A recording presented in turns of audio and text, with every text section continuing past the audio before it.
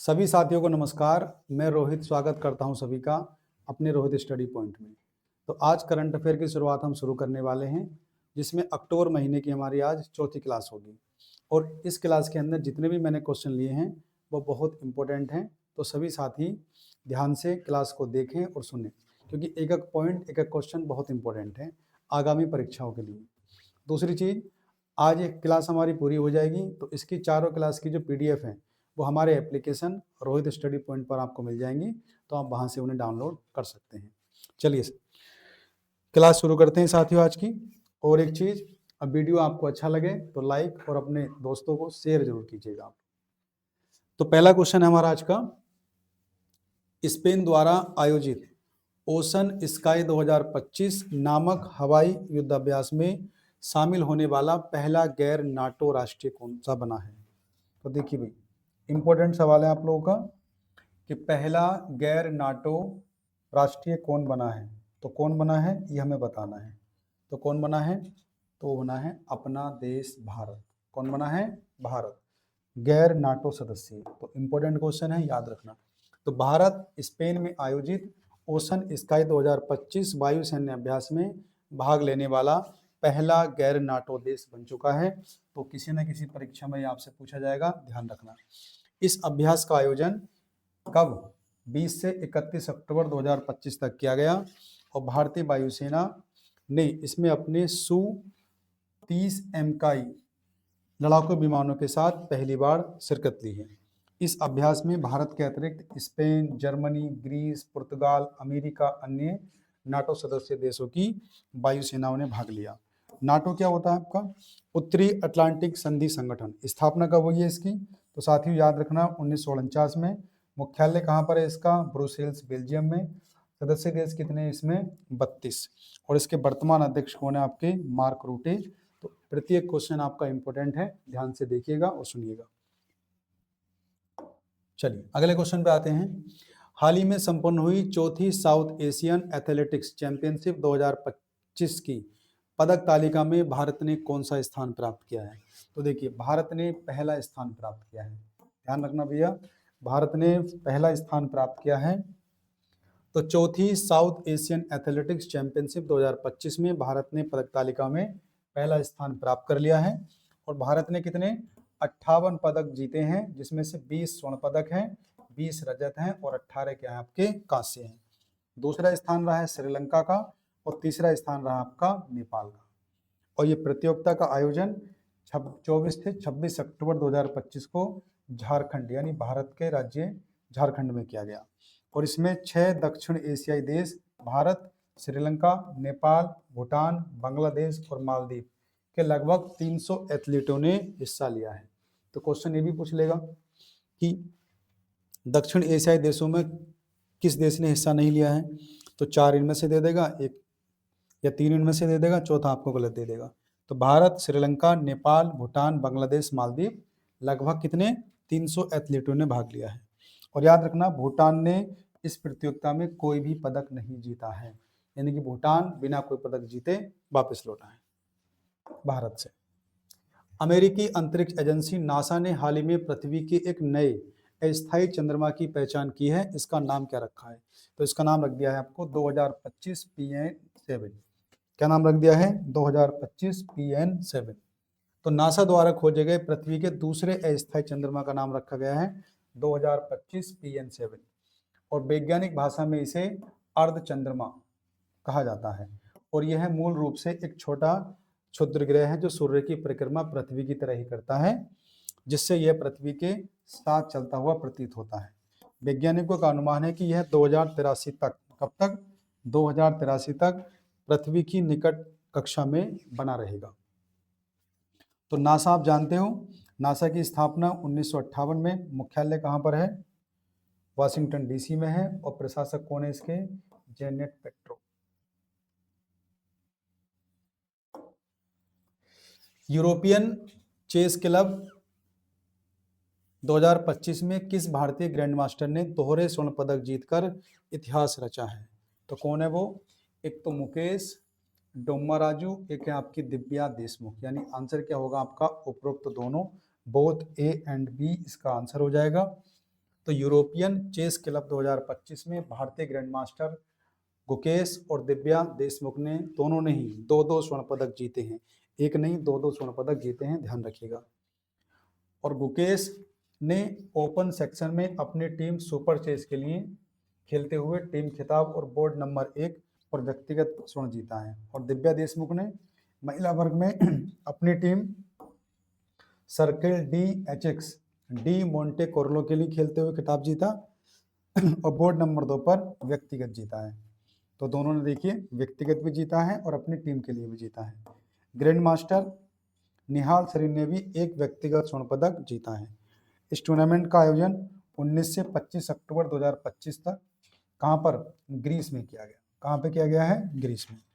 और ध्यान देने योग्य बात है कि दिव्या देशमुख और डी गुकेश दोनों ही वर्तमान में विश्व शतरंज चैंपियनशिप है। क्या है, विश्व शतरंज चैंपियनशिप है। आगे आते हैं श्रीकित कितारा कारा, जिनका हाल ही में 93 वर्ष की उम्र में निधन हुआ है।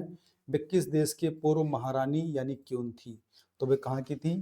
थाईलैंड की वो क्यून थी, जिनका 93 वर्ष की आयु में निधन हो चुका है। तो थाईलैंड की पूर्व महारानी, कहाँ की? थाईलैंड की पूर्व महारानी श्रीकत कितियाकारा का 93 वर्ष की आयु में निधन हो चुका है, ध्यान रखना। वह 1950 से 2016 तक थाईलैंड की महारानी रही और दिवंगत राजा भूमिबोल, किनकी? भूमिबोल अब्दुल्लादीन की पत्नी थी। थाईलैंड की राजधानी आप जानते हो बैंकॉक है, मुद्रा वहां की बेहत है। प्रधानमंत्री कौन है वहां के? अनुतिन चार्नविराकुल, ये वहां के क्या हैं? प्रधानमंत्री। चलिए आगे चलते हैं। हाल ही में कौन सा राष्ट्रीय आधिकारिक तौर पर दक्षिणी पूर्वी एशिया राष्ट्रों के संगठन यानी कि आसियान का 11वां सदस्य देश बन चुका है? तो देखिए इंपॉर्टेंट सवाल है। तो कौन बना है? तो ईस्ट तिमोर। कौन बना है? 11वां सदस्य बन चुका है आसियान का ईस्ट तिमोर। तो तिमोर तेसले पूर्वी, जिसे पूर्वी तिमोर या ईस्ट तिमोर भी कहा जाता है, आधिकारिक रूप से आसियान का 11वां सदस्य बन गया है। और यह सदस्यता कब मिली है? 26 अक्टूबर 2025 को, ध्यान रखना। कुआलालंपुर मलेशिया में आयोजित 47वें आसियान शिखर सम्मेलन। तो ये सवाल भी आपसे पूछ लेगा कि आसियान का 47वां शिखर सम्मेलन कहाँ पे किया गया? तो कहाँ पे किया गया? वो कुआलालंपुर मलेशिया में किया गया है। और कब किया गया है? 26 अक्टूबर 2025 को। वर्ष 1999 में कंबोडिया के शामिल होने के बाद यह आसियान का पहला विस्तार है। 47वें शिखर सम्मेलन का आयोजन 26 से 28 अक्टूबर 2025 को, और थीम क्या रहेगी इसकी? समावेशिता और स्थिरता। ये इंपॉर्टेंट रहेगी थीम आसियान शिखर सम्मेलन 2025 वाले की। आसियान की बात करें तो स्थापना कब हुई थी? 8 अगस्त 1967 को बैंकॉक में। संस्थापक सदस्य 5 हैं, इंडोनेशिया, मलेशिया, फिलीपींस, सिंगापुर और थाईलैंड। वर्तमान में 11 सदस्य हो गए आपके। तो Brunei, Cambodia, Indonesia, Laos, Malaysia, Myanmar, Philippines, Singapore, Thailand, Vietnam और जुड़ गया है आपका तिमोर लेस्ते। तो ये इंपॉर्टेंट है आपके 11 के देशों के नाम याद रखना आप लोग, क्योंकि आपसे पूछ लेगा कि निम्नलिखित में से कौन सा देश आसियान का सदस्य नहीं है। कैथरीन कोनोली को हाल ही में किस यूरोपीय देश का राष्ट्रपति चुना गया है? किनको भाई? क्या नाम है इनका? Catherine Connolly. तो ये बने हैं आयरलैंड के। किस देश के? आयरलैंड के राष्ट्रपति चुने गए हैं ये।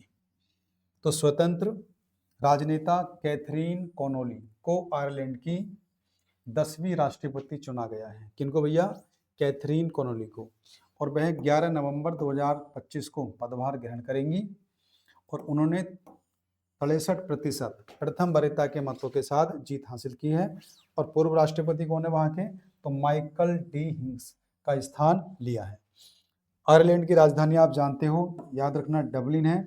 मुद्रा वहाँ की क्या है? आपकी यूरो है।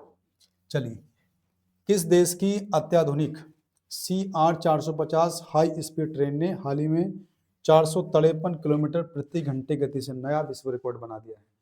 तो भाई साहब देखिए, 453 किलोमीटर प्रति घंटा यानी 1 घंटे में 4.5 किलोमीटर का डिस्टेंस। तो कौन कर सकता है अभी ये चाइना। क्या आंसर होगा इसका? चाइना। तो चीन की नवीनतम पीढ़ी की बुलेट ट्रेन CR-450 ने 453 किलोमीटर प्रति घंटे गति का विश्व रिकॉर्ड बना दिया है, ध्यान रखना। तो इस ट्रेन के 2026 तक वाणिज्य की सेवा में आने की उम्मीद है, जिसकी परिचालन गति 400 किलोमीटर प्रति घंटा होगी। यानी 1 घंटे में 400 किलोमीटर का डिस्टेंस बहुत होता है। चलिए, 11वें भारत अंतर्राष्ट्रीय विज्ञान महोत्सव 2025 का आयोजन किस शहर में किया जाएगा? देखिए भाई, तो 11वें भारत अंतर्राष्ट्रीय विज्ञान महोत्सव, अब इसका आयोजन किस राज्य में होगा? तो ये होगा आपका चंडीगढ़ राज्य में। कौन से राज्य में होगा? तो साथियों ध्यान रखना, आपका चंडीगढ़ राज्य में होगा आपका।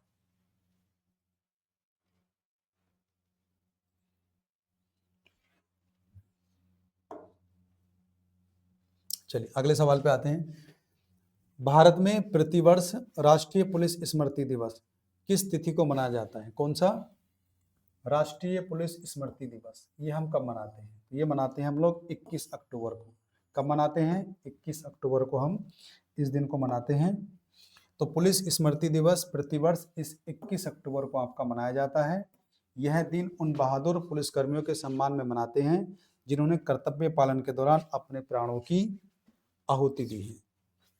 तो यह दिवस 1959 की उस घटना की याद दिलाता है जब लद्दाख के हॉट स्प्रिंग क्षेत्र में चीनी सैनिकों द्वारा 20 भारतीय सैनिकों पर हमला किया गया था, जिसमें 10 भारतीय पुलिसकर्मी शहीद हुए थे। तो ध्यान रखिएगा आप लोग, कब मनाते हैं? 21 अक्टूबर को मनाते हैं।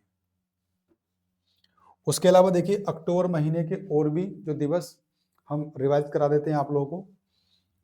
1 अक्टूबर हमने बताया था भाई अंतर्राष्ट्रीय वृद्धजन दिवस, इधर थीम लिख रही है, ध्यान दे लेना। 2 अक्टूबर को मनाते हैं अहिंसा दिवस। 4 से 10 अक्टूबर को विश्व अंतरिक्ष सप्ताह दिवस। 5 अक्टूबर को विश्व शिक्षक दिवस मनाते हैं। 6 अक्टूबर को मनाते हैं विश्व सेरेब्रल पाल्सी दिवस। 6 अक्टूबर को मनाते हैं विश्व पर्यावरण दिवस। ये सोमवार को मनाया जाता है और शुरुआत हुई थी 1989 से। 9 अक्टूबर को विश्व डाक दिवस मनाते हैं। 10 अक्टूबर को मनाते हैं विश्व मानसिक स्वास्थ्य दिवस, ध्यान रखना। इसके अलावा 11 अक्टूबर को मनाते हैं अंतर्राष्ट्रीय बालिका दिवस मनाते हैं। 13 अक्टूबर को अंतर्राष्ट्रीय आपदा जोखिम न्यूनीकरण दिवस। 15 अक्टूबर को मनाते हैं विश्व छात्र दिवस। 16 अक्टूबर को मनाते हैं विश्व खाद्य दिवस। 17 अक्टूबर को अंतर्राष्ट्रीय गरीबी उन्मूलन दिवस। वैसे ही 20 अक्टूबर को मनाएंगे हम लोग विश्व सांख्यिकी दिवस। और ये हर 5 साल में एक बार मनाया जाता है, और ये मैंने आपको कल की क्लास में बताया था, तो ध्यान रखना आप लोग। आगे चलते हैं। वर्ष 2025 के लिए स्लोवेनिया के किस शहर को सर्वश्रेष्ठ पर्यटन गांव में से एक के रूप में सम्मानित किया गया है? तो भाई किस शहर को सर्वश्रेष्ठ पर्यटन गांव में से एक के रूप में चुना गया? तो वो है आपका ब्लेड। कौन सा है? वो आपका है शहर ब्लेड, स्लोवेनिया के। तो स्लोवेनिया का एक शहर है ब्लेड। तो स्लोवेनिया शहर ब्लेड को 2025 के सर्वश्रेष्ठ पर्यटन गांव में से एक के रूप में सम्मानित किया गया है। और ब्लेड अपनी सुंदर झील, द्वीप पर बने चर्च और पहाड़ी महल के लिए प्रसिद्ध है, ध्यान रखना। पुरस्कार की घोषणा चीन के हुजोउ में हुई, जहां 65 देशों के 270 उम्मीदवारों में से 52 गांवों का चयन किया गया, ध्यान रखना आपको। कर्नल माइकल रेडियन निरीना ने हाल ही में किस देश के राष्ट्रपति का पदभार संभाला है? तो वो बने हैं मेडागास्कर के। किसके? मेडागास्कर के क्या बने हैं? ये राष्ट्रपति बने हैं, ध्यान रखना। तो कर्नल माइकल को मेडागास्कर का नया राष्ट्रपति चुना गया है, और उन्होंने एक सैन्य तख्ता पलट के बाद सत्ता संभाली है, जो पूर्व राष्ट्रपति एंड्री रोजा एलिना के खिलाफ हुए विरोध प्रदर्शनों के परिणाम था। तो ये प्रदर्शन बिजली और पानी की भारी कमी के कारण हुआ था।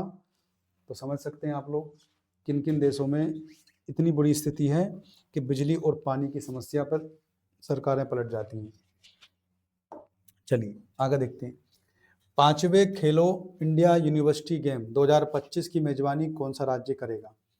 अब ये देखिए, खेलो इंडिया यूनिवर्सिटी गेम 2025, अब ये गेम्स कहाँ पर होने वाले हैं साथियों? तो ये होने वाले हैं आपके राजस्थान में, ध्यान रखना। राजस्थान में ये होंगे 5वें।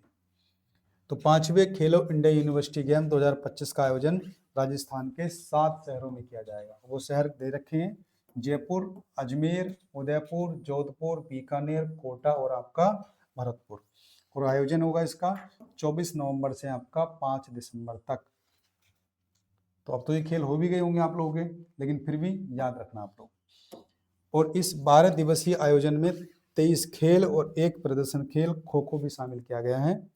चलिए, और नए शामिल खेलों में देखो, बीच वॉलीबॉल, कोनिंग, कायाकिंग और साइकिलिंग। इनमें से 5000 से अधिक एथलीट भाग लेंगे। अक्टूबर 2025 में गठित सर्वोच्च न्यायालय की समिति में पहली ट्रांसजेंडर सदस्य के रूप में किसे नियुक्त किया गया है? देखिए, सर्वोच्च न्यायालय की समिति में पहली जो ट्रांसजेंडर बनी है, मतलब सदस्य शामिल हुई हैं, उनका नाम क्या है? तो उनका नाम है अक्कई पद्माशाली। क्या नाम है उनका? अक्कई पद्माशाली। तो ये शामिल हुई है आपकी। तो प्रसिद्ध ट्रांसजेंडर अधिकार कार्यकर्ता अक्कई सर्वोच्च न्यायालय समिति की पहली ट्रांसजेंडर सदस्य बनी है। और इस समिति का गठन ट्रांसजेंडर व्यक्तियों के लिए समान अवसर नीति का मसौदा तैयार करने और उनके अधिकारों की रक्षा करने के लिए है। समिति की अध्यक्षता सेवानिवृत्त न्यायमूर्ति आशा मेनन कर रही है। कौन कर रही हैं? आशा मेनन कर रही है। आगे आते हैं। चीन के नानजिंग में आयोजित तीरंदाजी विश्व कप फाइनल 2025 में पदक जीतने वाली पहली भारतीय महिला कंपाउंड तीरंदाज कौन बनी है? तो कौन बनी है भाई? तो ज्योति सुरेखा वेन्नम। कौन बनी है? तो नाम ध्यान रखना, ज्योति सुरेखा वेन्नम। तो ज्योति सुरेखा ने तीरंदाजी विश्व कप 2025 में कांस्य पदक जीतकर इतिहास रच दिया है और वह यह पदक जीतने वाली पहली भारतीय महिला तीरंदाज बन गई हैं। ध्यान रखना आप लोग। आयोजन की बात करें तो 18 अक्टूबर 2025 को नानजिंग चाइना में हुआ था और उन्होंने कांस्य पदक के मुकाबले में ग्रेट ब्रिटेन की एला गिब्सन को 150-145 के स्कोर से हरा दिया है। यह उनकी तीसरी विश्व कप फाइनल उपस्थिति थी और उनका पहला पोडियम फिनिश है। तो ध्यान रखिएगा, नाम इनका क्या है? ज्योति सुरेखा। और जो पहली बार कोई पदक जीतते हैं किसी भी गेम में तो वो ज़्यादा इंपॉर्टेंट होते हैं, तो ध्यान रखना। अक्टूबर 2025 में अयोध्या में आयोजित दीपोत्सव, देखिए ये सवाल इंपॉर्टेंट है और यूपी की परीक्षाओं के लिए तो बहुत ज़्यादा इंपॉर्टेंट है आपका। तो अयोध्या में आयोजित दीपोत्सव में लगभग कितने लाख दिए जलाकर एक नया गिनीज वर्ल्ड रिकॉर्ड बना दिया है? तो 26 पॉइंट आपका 17 लाख, यानी कि 26,17,000 कुछ आपके होने वाले हैं। तो उत्तर प्रदेश की अयोध्या में 26.17 यानी कि 26,17,215 से अधिक मिट्टी के दिए जलाकर गिनीज वर्ल्ड रिकॉर्ड बना दिया है। और यह रिकॉर्ड अयोध्या के नवे दीपोत्सव के दौरान सरयू नदी के 56 घाटों पर आपका बनाया गया है। और दीपोत्सव समारोह का मुख्य केंद्र राम की पेड़ी था। इस परंपरा की शुरुआत 2017 में आपकी हुई थी।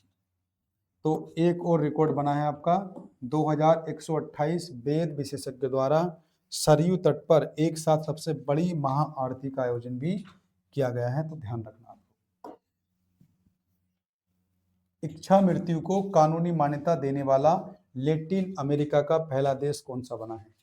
यानी कि इच्छा मृत्यु, अपनी मर्जी से अगर कोई व्यक्ति मरना चाहता है तो उसी को बोलते हैं इच्छा मृत्यु। तो कौन भैया? उरुग्वे।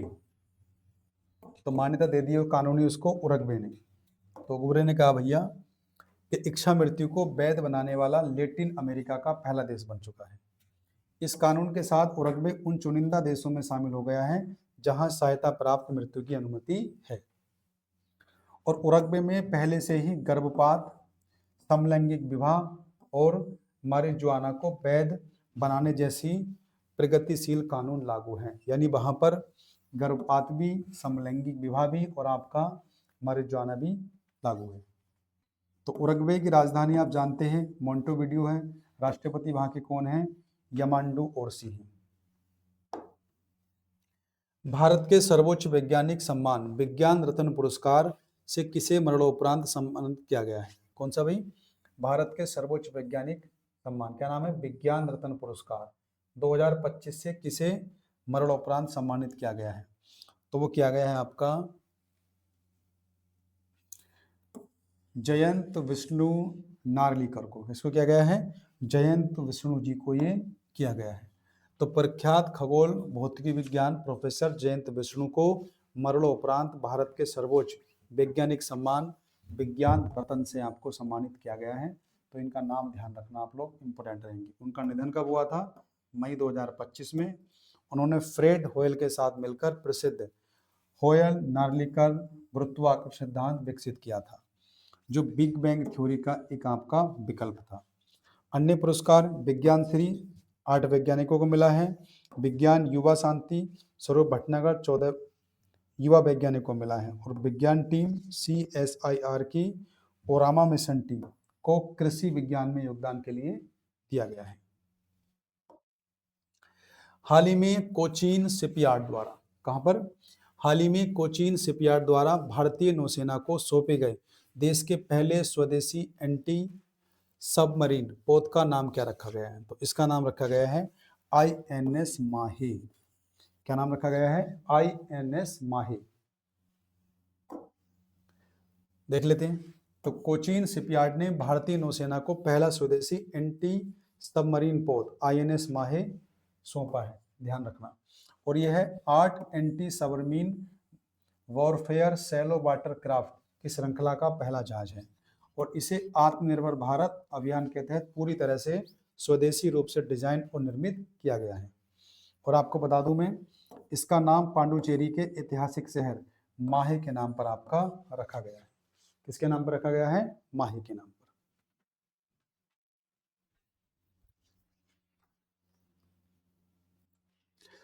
तो साथियों देखो, अगले क्वेश्चन पे आते हैं हम। केंद्रीय कैबिनेट की मंजूरी के बाद 8वां वेतन आयोग कब से लागू होने की संभावना है? देखिए, कब से लागू होने की संभावना है? तो ये है आपका 1 जनवरी 2026 से। कब से? 1 जनवरी 2026 से, यानी कि अगले साल। तो प्रधानमंत्री नरेंद्र मोदी की अध्यक्षता में केंद्रीय मंत्रिमंडल ने 28 अक्टूबर 2025 को 8वें वेतन आयोग को मंजूरी दे दी है। तो मंजूरी मिल चुकी है। तो इसकी सिफारिशें 1 जनवरी 2026 से लागू होने की उम्मीद है। और इससे लगभग 50 लाख केंद्रीय कर्मचारियों और 69 लाख पेंशन भोगियों को लाभ मिलेगा।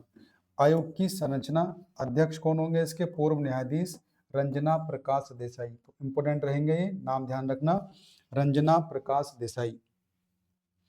सदस्य रहेंगे आपके प्रोफेसर पुलक घोष। सचिव रहेंगे IAS पंकज जैन। और आयोग को रिपोर्ट सौंपने के लिए 18 महीने का समय आपका दिया गया है। 18 महीने मतलब लगभग मानकर चलो आप लोग 1.5 साल।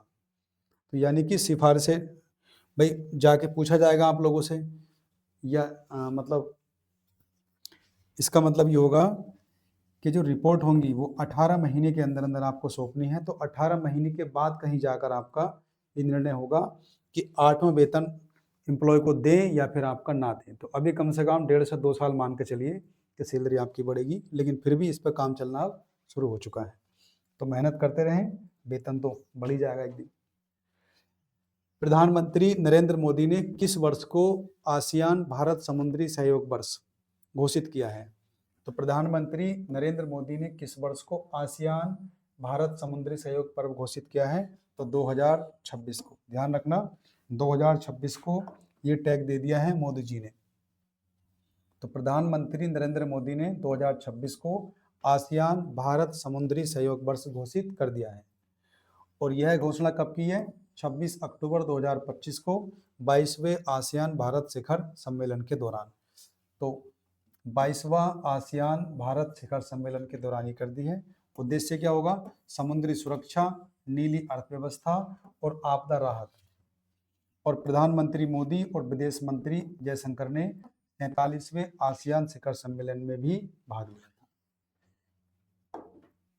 चलिए आगे देखते हैं।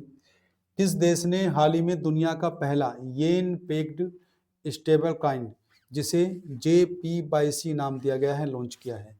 तो एक दिया है आपका जापान ने। किसने दिया है? जापान ने दिया है। तो जापान ने दुनिया का पहला येन आधारित स्टेबलाइकन JP-22 लॉन्च किया है। इसे 27 अक्टूबर 2025 को लॉन्च किया गया। इसे टोक्यो स्थित स्टार्टअप द्वारा लॉन्च किया गया है। यह पूरी तरह से जापानी येन और सरकारी बॉन्ड द्वारा समर्थित है और इसका मूल्य येन के साथ 1:1 के अनुपात में है। जापान की राजधानी जानते हो आप, टोक्यो है। मुद्रा वहाँ की येन है। प्रधानमंत्री कौन है वहाँ के? सनाए ताकाइची, जो पहली महिला PM है वहाँ की।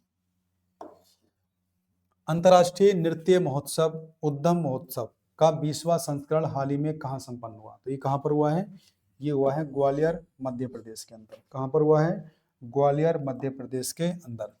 तो अंतर्राष्ट्रीय नृत्य महोत्सव उद्यम उत्सव का आयोजन ग्वालियर मध्य प्रदेश में शुरू हुआ है और आयोजन कब हुआ है? 26 से 29 अक्टूबर 2025 को, और इसका ये 20वां संस्करण है, ध्यान रखना आप लोग। आयोजक की बात करें तो उद्वत सांस्कृतिक एवं क्रीड़ा संस्थान, और इसमें भारत और विदेश के 1000 से अधिक कलाकारों ने भाग लिया है। कितने? 1000 से अधिक कलाकारों ने भाग लिया है। मध्य प्रदेश के अन्य प्रमुख उत्सव हैं खजुराहो, इंपॉर्टेंट है, तानसेन संगीत समारोह और आपका मालवा उत्सव। ये सब कहाँ पर होते हैं? मध्य प्रदेश में। बंगाल की खाड़ी में बने चक्रवात का नाम मोन्था किस देश के द्वारा सुझाया गया है या फिर आपका दिया गया है? और मैंने आप लोगों से बताया भी था कि अगर किसी देश में चक्रवात आता है तो उसका नामकरण कोई दूसरा देश करता है और ये पहले से फिक्स होता है। तो बंगाल की खाड़ी में चक्रवात कौन सा आया? मोन्था। और ये नाम किसने दिया है? ये नाम दिया है थाईलैंड ने। ये किस देश ने दिया है? थाईलैंड ने, याद रखना आप लोग। तो बंगाल की खाड़ी में विकसित हुए चक्रवात थाईलैंड ने मोन्था नाम दिया है। और थाई भाषा में मोन्था का अर्थ होता है सुंदर या फिर सुगंधित फूल होता है। प्रभावित क्षेत्र की बात करें तो आंध्र प्रदेश यानी कि विशाखापत्तनम, काकीनाडा और नेल्लोर, उड़ीसा, तेलंगाना, छत्तीसगढ़, यानी ये क्षेत्र क्या हुए हैं? प्रभावित हुए हैं।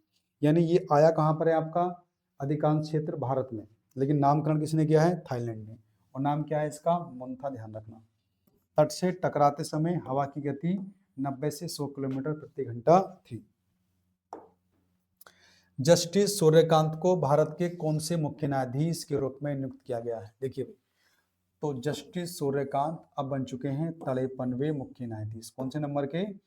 53वें मुख्य न्यायाधीश बन चुके हैं जस्टिस सूर्यकांत। अब इन्होंने किनका स्थान लिया है? तो आप जानते हो जस्टिस BR गवई। तो जस्टिस सूर्यकांत को भारत के 53वें मुख्य न्यायाधीश के रूप में नियुक्त किया गया है और वह 24 नवंबर 2025 को वर्तमान जस्टिस BR गवई से के सेवानिवृत्त होने के बाद शपथ लेंगे। शपथ कब लेंगे? तो 24 नवंबर 2025 को, याद रखिएगा।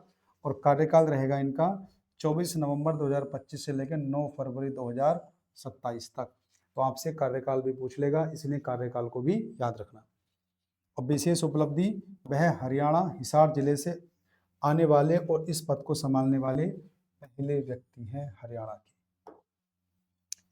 वास्तविक समय बाढ़ पूर्वानुमान प्रणाली शुरू करने वाला भारत का पहला शहर कौन सा बना है?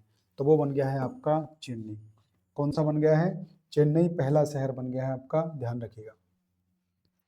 और चेन्नई की बात करें, चेन्नई वास्तविक समय बाढ़ पूर्वानुमान और स्थानिक निर्णय समर्थन प्रणाली लागू करने वाला भारत का पहला शहर बन चुका है और यह प्रणाली अक्टूबर 2025 से पूरी तरह चालू हो गई है। तो और जानती हूँ, यह मुख्य रूप से 4 नदियों पर केंद्रित है: अडयार, कोबन, कोसत्थलयार और आपकी कोबलम। भारत द्वारा जारी किए गए फाइट विश्व कप 2025 के आधिकारिक गीत को किस प्रसिद्ध गायक ने आवाज दी है? तो किसने दी है भैया आपकी? तो फाइट विश्व कप 2025 तो वो दी है दलेर मेहंदी ने। किसने दी है? दलेर मेहंदी ने अपनी आवाज दी है। तो फाइट विश्व कप 2025 के आधिकारिक गीत को प्रसिद्ध गायक दलेर मेहंदी ने गाया है और इस गीत और लोगो का अनावरण गोवा के मुख्यमंत्री प्रमोद सावंत ने 21 अक्टूबर को किया है। मेजबानी की बात करेंगे तो गोवा इस प्रतिष्ठित टूर्नामेंट की मेजबानी करेगा जो 23 वर्षों के बाद भारत में लौट रहा है। कितने वर्षों के बाद? 23 वर्षों के बाद। तो इस तरह के सवाल आपसे पूछे जाते हैं जो कई सालों से नहीं हुए। इसमें 82 देशों के 206 खिलाड़ी भाग लेंगे। कितने? 82 देशों के 82 और कितने 206, तो इंपोर्टेंट रहेगा आपका। और गोवा में ये प्रतियोगिता होगी। हाल ही में अंतर्राष्ट्रीय प्रकृति संरक्षण संघ का 90वां सदस्य देश कौन सा बना है? 90वां, तो बन गया है वो आपका तुवालू। कौन सा बना है? तुवालू इसका सदस्य बना है। तो प्रशांत द्वीप राष्ट्रीय यानी कि तुवालू IUCN का 90वां राज्य सदस्य बना है और इसकी घोषणा अबू धाबी में आयोजित एक कार्यक्रम के दौरान हुई। और तुवालू जलवायु संकट से बुरी तरह प्रभावित है। वैज्ञानिकों का अनुमान है कि 2100 तक इसका 95% हिस्सा समुद्र में डूब सकता है, यानी कि 95% हिस्सा समुद्र में। तो हाल ही में अर्मेनिया का 89वां सदस्य बना था आपका IUCN का, और 90वां कौन बना है आपका? तुवालू। तो IUCN का मुख्यालय ग्लेंड यानी स्विट्जरलैंड में है और स्थापना हुई थी इसकी 1948 में, ध्यान रखिए। अंतर्राष्ट्रीय खेल डोपिंग विरोधी सम्मेलन के 10वें सत्र में एशिया प्रशांत ब्यूरो का उपाध्यक्ष किसे चुना गया है? तो वो चुना गया है भारत को। साथियों, किसको चुना गया है? भारत को चुना गया है, ध्यान रखना आप लोग। तो भारत को पेरिस यानी कि यूनेस्को मुख्यालय में आयोजित COP10 सम्मेलन में एशिया प्रशांत ब्यूरो का उपाध्यक्ष चुना गया है। अध्यक्ष कौन होंगे इसके? अजरबैजान होगा और उपाध्यक्ष कौन होगा? भारत होगा। कार्यकाल रहेगा भारत का 2025 से लेकर 27 तक। और सम्मेलन का आयोजन 20 से 22 अक्टूबर 2025 में किया गया था। और COP10 एक बहुपक्षीय यूनेस्को संधि है, इसे 2005 में अपनाया गया था।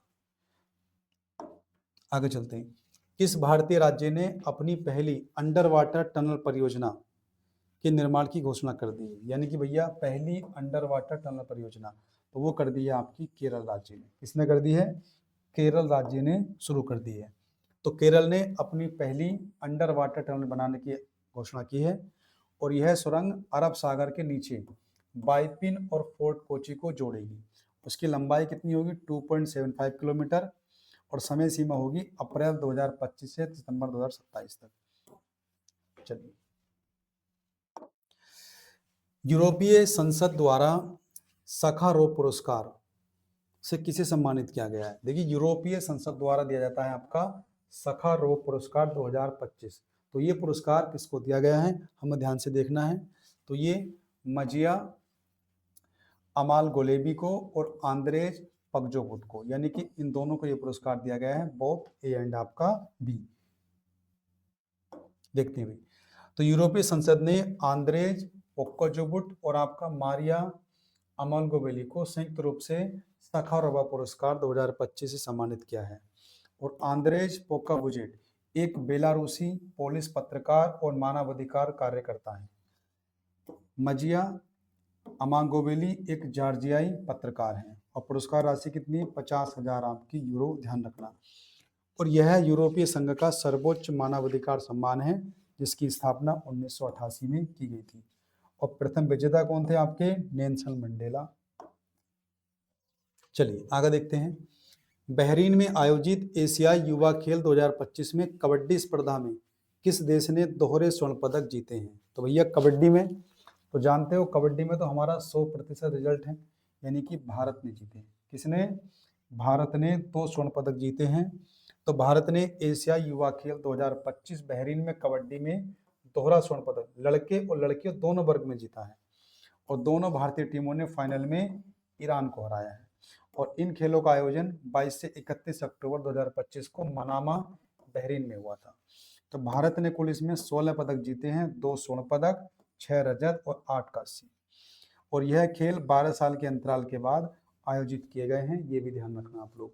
तो 12 साल के बाद हुए हैं, तो इसलिए भी इम्पोर्टेंट है। और कबड्डी में दोनों स्वर्ण पदक लड़के और लड़कियां दोनों ने जीत लिया है। भारत तिब्बत सीमा पुलिस यानी ITBP ने अपना 64वां स्थापना दिवस कब मनाया है? तो वो साथियों मनाया है आपका 24 अक्टूबर को।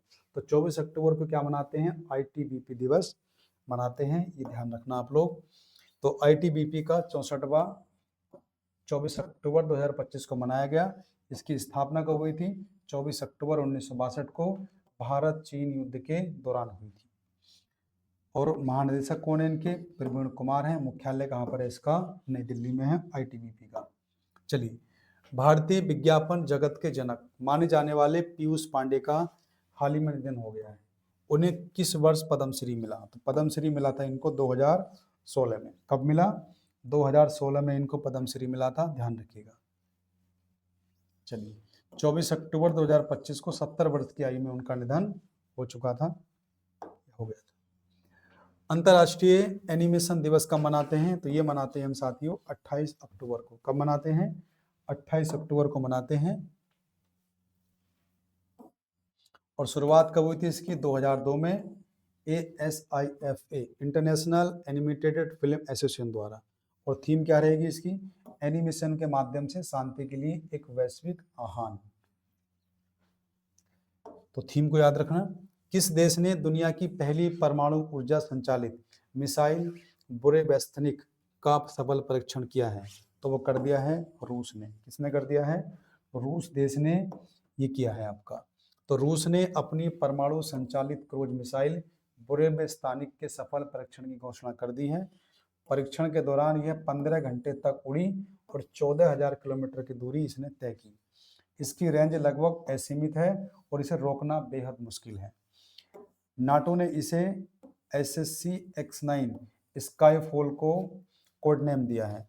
राष्ट्रपति वहाँ के जानते हैं आप लोग, पुतिन साहब हैं, और राजधानी वहाँ की क्या है? रूस की मॉस्को है। आगे चलते हैं। तो भारत का पहला ग्लास सस्पेंशन ब्रिज बजरंग सेतु कहाँ बनाया जाएगा? तो बजरंग सेतु कहाँ बनेगा भैया? तो ये बनेगा ऋषिकेश। ऋषिकेश कहाँ पड़ता है? उत्तराखंड में। कहाँ पड़ता है? उत्तराखंड में। तो ये वहां बनने जा रहा है। तो भारत का पहला ग्लास सस्पेंशन ब्रिज बजरंग सेतु उत्तराखंड के ऋषिकेश में आपका बनाया जाएगा। और यह प्रसिद्ध लक्ष्मण झूला के विकल्प के रूप में बना रहा है, जिसे 2019 में बंद कर दिया गया था। लक्ष्मण झूले को कब बंद कर दिया भैया? 2019 में। उसकी जगह आपका ये बनेगा। 132 मीटर लंबा होगा और केदारनाथ मंदिर की शैली में डिजाइन किया गया एक टावर होगा। लागत कितनी आएगी इसमें? 70 करोड़। और यह एशिया का दूसरा और भारत का पहला केबल सस्पेंशन ग्लास ब्रिज होने वाला है। तो जैसे ही बन जाएगा सब लोग देखने भी जाएंगे। हाल ही में विमोचित पुस्तक मोदीज मिशन, कौन सी पुस्तक है? मोदीज मिशन के लेखक कौन है? तो बर्जिस देसाई है। ध्यान रखना आप लोग, मोदीज मिशन, तो प्रधानमंत्री के नाम से कोई पुस्तक निकलती है या वे किसी का विमोचन करते हैं तो वे पुस्तकें हमेशा ही इम्पोर्टेंट होती हैं। तो ये भी रहेगी आपकी। तो पुस्तक मोदीज मिशन के लेखक बर्जिस देसाई हैं और पुस्तक की विमोचन कब हुआ था? 24 अक्टूबर 2025 को महाराष्ट्र के राज्यपाल और मुख्यमंत्री द्वारा किया गया है, ध्यान रखिएगा। और यह पुस्तक प्रधानमंत्री मोदी को परिवर्तन के एक माध्यम के रूप में प्रस्तुत करती है कि केवल राजनीति पर केंद्रित है। लेखक की अन्य पुस्तकें कौन कौन सी हैं? तो दो हैं, टावर्स ऑफ साइलेंट और द बाबाजी। तो ये दो पुस्तकें भी हैं, ध्यान रखना। तो साथियों, यही हमारी आज की क्लास समाप्त होती है। तो हमने आज अक्टूबर महीने का जितना भी इम्पोर्टेंट करंट अफेयर था वो हमने कंप्लीट कर लिया है। तो हमारी 4 वीडियो इस पर आई हैं और चारों वीडियो की जो PDF हैं वो हमारे एप्लीकेशन पर रोहित स्टडी पॉइंट पर आपको मिल जाएंगी, वहाँ से आप लोग देख सकते हैं। और सभी साथियों से निवेदन है कि ऐसे ही हमारा सहयोग बनाए रखें और हमारे YouTube चैनल या हमारा एप्लीकेशन अपने साथियों में उसको शेयर करें। धन्यवाद।